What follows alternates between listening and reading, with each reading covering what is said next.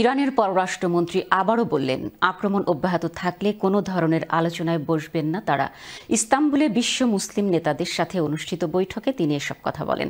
তিনি সতর্ক করে বলেন, যুদ্ধে যুক্তরাষ্ট্র যোগ দিলে ফলাফল হবে ভয়ঙ্কর। যুক্তরাষ্ট্র বোমারু বিমা B-2 দিয়ে হামলা চালানোর পরিকল্পনা করছে। ইসরায়েল বলছে তারা ইরানের 3 শীর্ষ কমান্ডারকে হত্যা করেছে। বিস্তারিত দেখুন ডেস্ক রিপোর্টে। ইরান ইসরায়েল যুদ্ধবন্ধে কূটনৈতিক প্রচেষ্টা অব্যাহত রয়েছে। ইসরায়েলি মিলিটারি এ ফুটেজ প্রকাশ করেছে।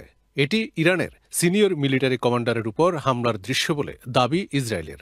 একজন রেভলিউশনারি গার্ড প্রধান বেনহাম শাহরিয়ারি, অন্যজন ইরান কুদস force commander Saeed Izadi. Israel বলছে গত অক্টোবরে হামাসের ইসরায়েল আক্রমণের পরিকল্পনাকারীদের একজন সাইদ। তাকে হত্যা করতে পারা নিজেদের বড় ধরনের অর্জন বলে ঘোষণা করেছে ইসরায়েল।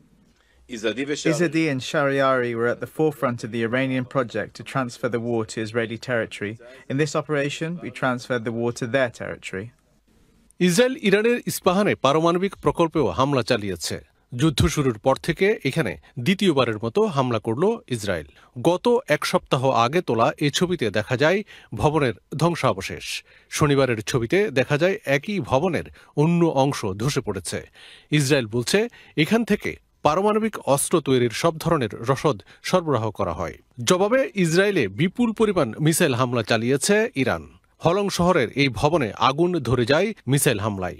এরপর ইরান ড্রোন হামলা চালায় এ ভবনে, যদিও এতে কেউ হতাহত হয়নি।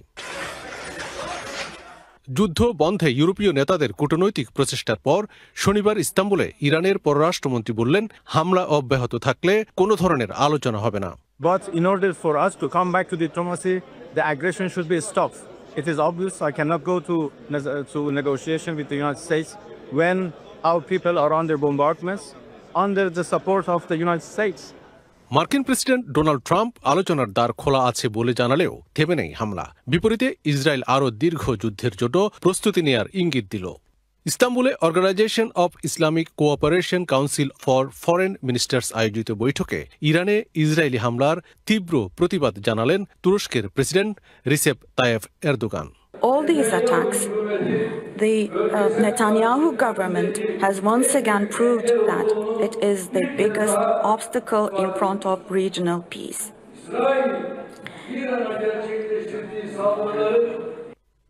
মেরিটন Rahman, channel S news desk.